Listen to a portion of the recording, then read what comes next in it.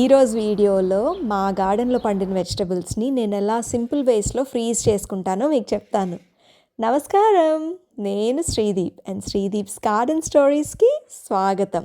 ఇప్పుడు మనం officially June మంత్లో ఉన్నాము అండ్ జూన్ వింటర్లో ఫస్ట్ మంత్ ఇక్కడ అడ్లైడ్లో. మీరు కనుక మన ఛానల్ని ఫాలో అవుతూ ఉండుంటే మనము బోల్డ్ అన్ని వెజిటబుల్స్ని సమ్మర్ అండ్ ఆటంలో హార్వెస్ట్ చేస్తూ ఉన్నాము. సో ఈరోజు నేను మీకు ఆ ఎక్సెస్ హార్వెస్ట్ తోటి నేను ఏం చేస్తాను అనేది చూపిస్తాను. మీకు చిన్న కథ చెప్పున్నా, నేను ఫస్ట్ గార్డెనింగ్ స్టార్ట్ చేసినప్పుడు హార్వెస్ట్లు ఏమో బుడ్డి హార్వెస్ట్లు వచ్చేవి. అయితే నేను బిగ్గర్ హార్వెస్ట్ అయితే బాగుండు అన్న ఒక డ్రీమ్ ఉండేది నాకు. ఫాస్ట్ ఫార్వర్డ్ కొన్ని ఇయర్స్ వెళ్తే ఇప్పుడు one of the beautiful challenges of growing my own food అదే. కొన్నిసార్లు గార్డెన్ మనకి బోల్డ్ అంత ప్రొడ్యూస్ని ఒకేసారి ఇచ్చేస్తుంది అండ్ ఆ ప్రొడ్యూస్ అంతటిని ఏం చేయాలో అర్థం కాదు.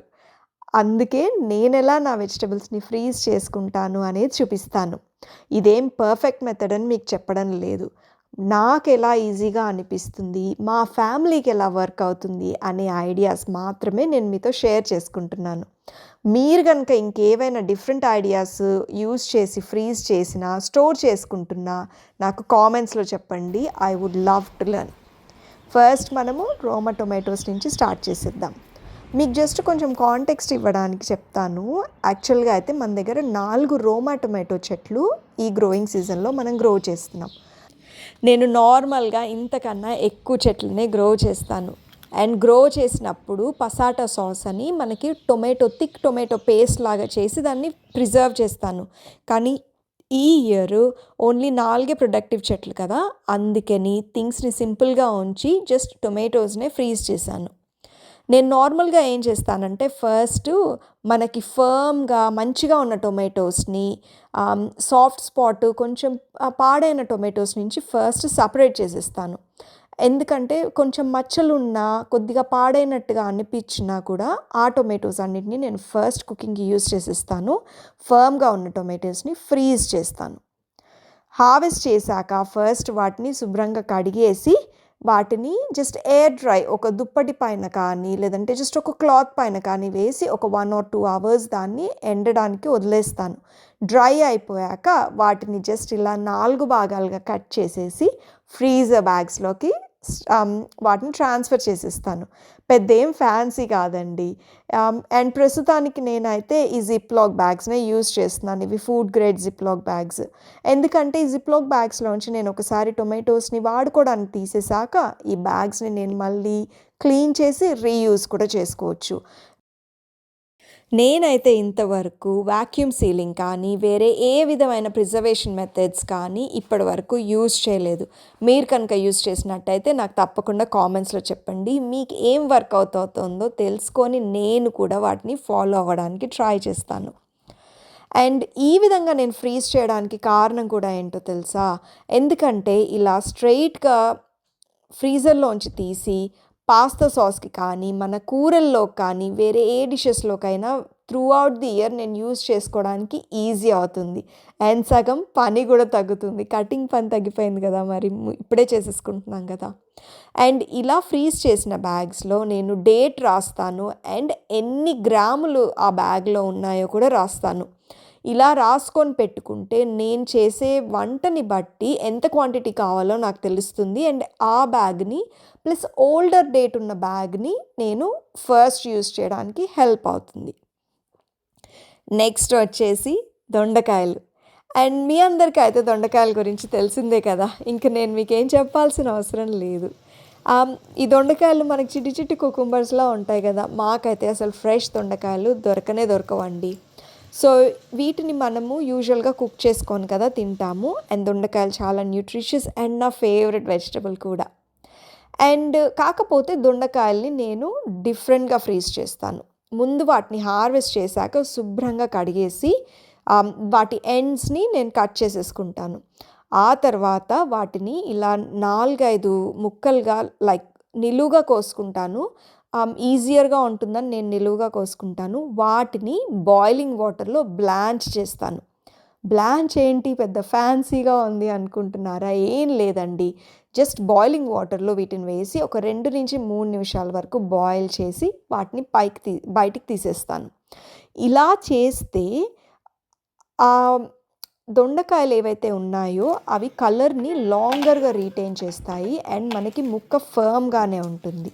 ఓకేనా? సో, వీటిని మనం 2 విధాలుగా చేసుకోవచ్చు. ఒకసారి బ్లాంచ్ తీసి వేడి చేసిన దొండకాయలు తీసాక మనం బేకింగ్ ట్రేలో, నేనైతే ఇలా సింగిల్ లేయర్‌గా బేకింగ్ ట్రేలో వేసుకుంటున్నాను. మీరు ఐస్ బాత్‌లో కూడా వేసుకొని చల్లార్చుకోవచ్చు.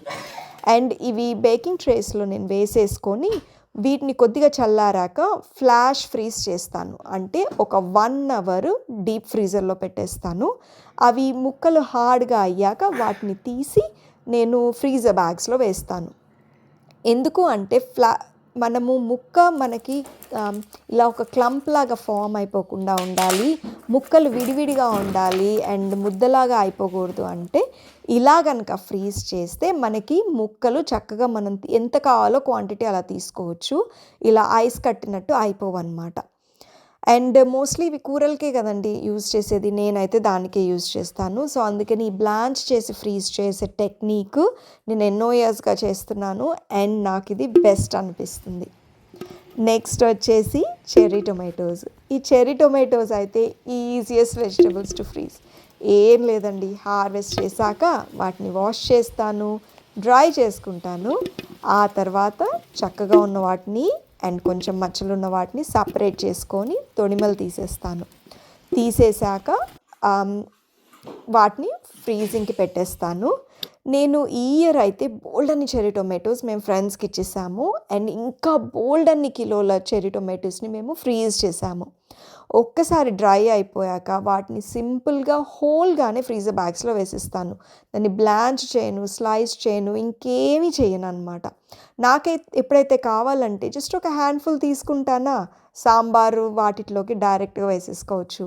పాస్తాలు పిల్లలకి చేస్తుంటే దానిలో కూడా డైరెక్ట్ వేసేసుకోవచ్చు. ఇంకా పనీర్ కర్రీ కానీ ఇంకేదైనా గ్రేవీ బేస్డ్ కర్రీస్ చేసుకుంటుంటే వాటిని దాంట్లో వేసేసుకొని గ్రైండ్ చేసుకొని టొమాటో పేస్ట్ లాగా కూడా చేసుకోవచ్చు. ఇది చాలా వర్సటైల్గా యూజ్ అవుతుంది. గార్డెన్ ప్రొడ్యూస్ని ఫ్రీజ్ చేసుకోవడం అంటే మనము ఫుడ్ వేస్ట్ని రెడ్యూస్ చేసుకోవడమేనండి. అండ్ మన ఇంట్లో మనము ఫ్రెష్గా ఆర్గానిక్గా పండించుకున్న వెజిటబుల్స్ని making the most of it. ఇలా చేస్తే మా ఫ్యామిలీలో మేము ఈ వెజిటబుల్స్ అన్నిటినీ చాలా రోజులు, అంటే మనకి హార్వెస్ట్ సీజన్ అయిపోయాక కూడా బోల్డ్ అన్ని రోజులు ఎంజాయ్ చేయగలుగుతాం ఆ ప్రొడ్యూస్ని. అండ్ ఆఫ్ కోర్స్ మనకు కొంచెం గ్రాసరీ బిల్ కూడా తగ్గుతుంది. నాతో పాటు మా గార్డెన్లో ఇవాళ జాయిన్ అయినందుకు థ్యాంక్ యూ సో మచ్.